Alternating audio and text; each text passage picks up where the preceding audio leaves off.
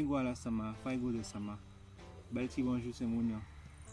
Donc voilà, je commence cette chaîne YouTube. C'est pour parler de permaculture en Guyane. Donc je suis sur l'abattis de ma belle-mère.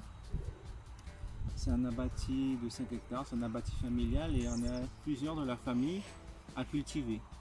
Et moi, je me suis essentiellement concentré sur ce qui est permaculture.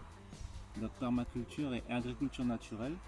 Suite à la lecture du livre de Masunobu Fukuoka, qui a pas créé, mais qui en tout cas mis en évidence l'agriculture naturelle. Donc il y aura plus de détails sur cette agriculture naturelle. Vous verrez quelques éléments de cette agriculture naturelle. L'objectif de cette chaîne YouTube aussi est de permettre des échanges entre personnes qui ne sont pas agriculteurs comme moi, parce que je ne suis pas un agriculteur. Je suis un apprenti, j'essaie de me reconnecter à la terre et je voudrais que beaucoup de jeunes qui aujourd'hui en Guyane ne savent pas quoi faire puissent se connecter à cette nature et puissent trouver une voie.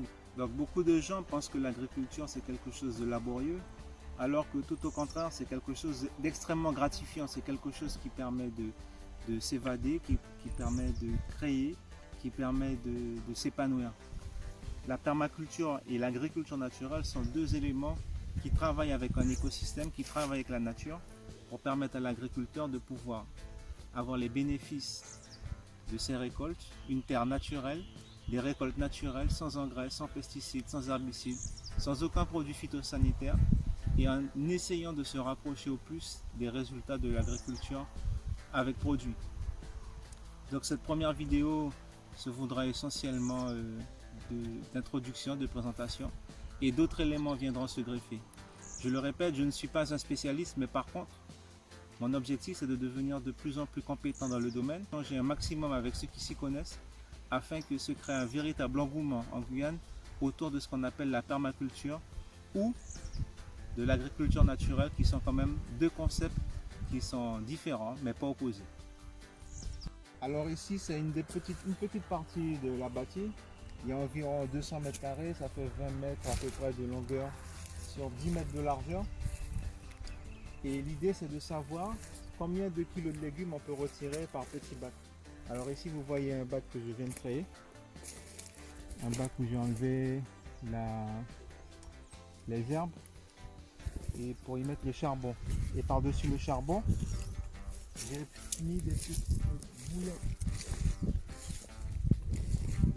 boulettes d'argile remplies de graines. Alors dans cette graine là, il y a environ 10 graines. Il y a du piment, 4 types de piment, bordamon-jac, piment de Cayenne et 2 autres types de piments dont j'ai oublié le nom. Des lentilles vertes qui font partie de la famille des fabacées, qui est un engrais vert et qui prend très rapidement dans ce sol. Il y a aussi de la laitue, du thym et d'autres légumes dont j'ai oublié le nom. Ah oui, il y a de l'aubergine blanche. Alors c'est une aubergine F1, ce n'est pas très éthique, mais en tout cas elle a pour objectif de grandir une première fois et ensuite de récupérer les graines pour faire d'autres modèles d'aubergines, puisque les F1 on ne peut les planter qu'une seule fois. Et ici vous voyez il y a du charbon. Le charbon est censé retenir les nutriments. Donc par-dessus ce charbon là je passerai de la paille comme ici. Ici vous avez un élément de paillage. Donc la paille c'est des arbres coupés. Ici c'est des arbres coupés qui ont séché. Donc on en fait de la paille. Et la paille a pour effet de retenir l'eau, l'humidité sur le sol. Ici lorsqu'on regarde sur le sol ici, on voit que la terre reste humide alors que le sol a tapé toute la nuit, toute la journée. Et il se crée à l'intérieur de ce sol toute une vie qui favorise la pousse des plantes. Alors ici vous avez les lentilles qui ont déjà bien poussé et qui vont continuer de grandir et nourrir ce sol là en azote.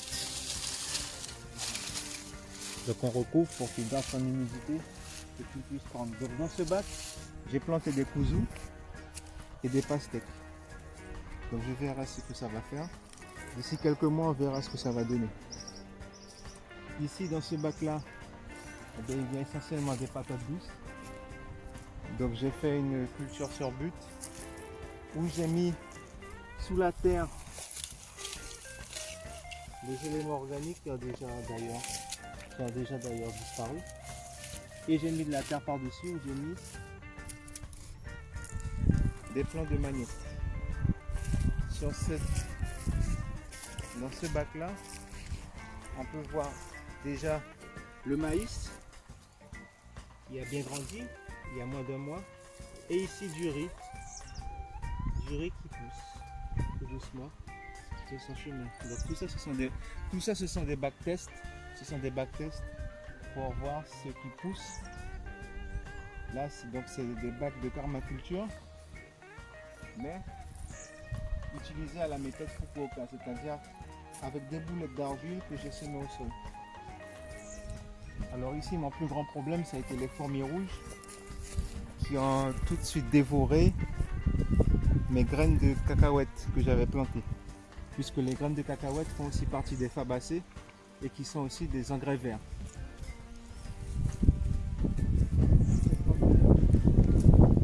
Du radis, et là ce qu'on voit là, c'est essentiellement les graines d'arachide, de pinda, cacahuètes qui ont poussé, qui sont en train de grandir. Ici, on voit les graines de radis. Là, le radis. Et ça, c'est le beurre de cacahuètes. Enfin, c'est les cacahuètes qui ont grandi là, les arachides. Et qui vont grandir et nourrir le sol. Donc là, c'est un petit tapis, mais l'objectif, c'est de couvrir. L'objectif, c'est de couvrir le bac de ces engrais verts là qu'on appelle les légumineuses ou les fabacées. Donc il y a plusieurs types. Il y a les lentilles, il y a les graines d'arachide, il y a les graines d'haricots rouges qu'on trouve dans le commerce qui ne sont pas très chères. Donc ce bac là, c'est un bac où il n'y a pas grand chose. Sauf au milieu, on a fait la même chose. Et ici, c'est un bac où j'ai mis des pommes de terre et des lentilles qui sont en train de pousser doucement. Avec de l'ail, on voit les fourmis rouges ici qui sont en train de travailler. Mais les pommes de terre ne prennent pas. Donc on attend. Ce bac là, vous avez les graines que j'avais mis dans l'argile blanche, alors qu'on appelle en du kapemba. Mais bon, elles ont séché et ça n'a pas pris. Mais les graines de lentilles ne craignent pas trop les insectes. En tout cas ici, ils ne les ont pas attaqués. Donc ce que je fais, c'est que je jette à la volée pour que le sol soit entièrement couvert. Et d'ici 4 mois, on verra le résultat.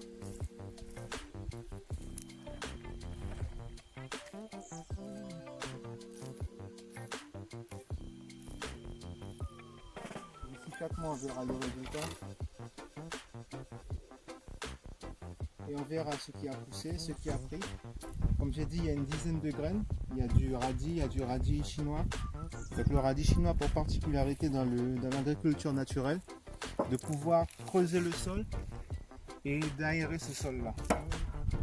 Ici, on a une terre très argileuse. Enfin, de ce côté-là du terrain, la terre est argileuse et très compacte, assez dure. Mais on voit que certains légumes prennent. Donc, on n'est pas pressé, on regarde le travail de la nature et on voit ce que ça donne. Donc vous avez pu voir un court extrait de ce que j'ai pu faire en 1 mois et demi sur un abatis qui était complètement en friche, comme cette petite forêt que vous voyez derrière et celle que vous voyez là juste derrière moi. Donc c'était ça, donc il a fallu débroussailler.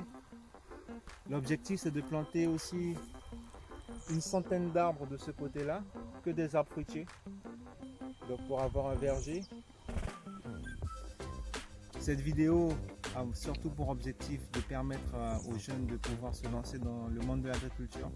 Ici c'est vrai que l'abatis est assez grand, mais on peut très bien le faire sur 10 mètres carrés, 20 mètres carrés, 30 mètres carrés, même sur une terrasse. D'autres vidéos viendront où on verra comment on peut s'organiser pour planter, cultiver, créer ses propres ressources alimentaires essayer de devenir autonome en aliments, l'objectif n'étant pas de faire concurrence aux agriculteurs sur place, mais de compléter, d'améliorer son contenu alimentaire. J'espère que cette vidéo vous a plu, c'est la première d'une longue série. On va voir les différentes modes de plantation, les différentes formes de culture. Là, vous avez vu qu'il y a du maïs et du riz. On va suivre le progrès des patates douces, on va suivre le progrès de chacun des bacs.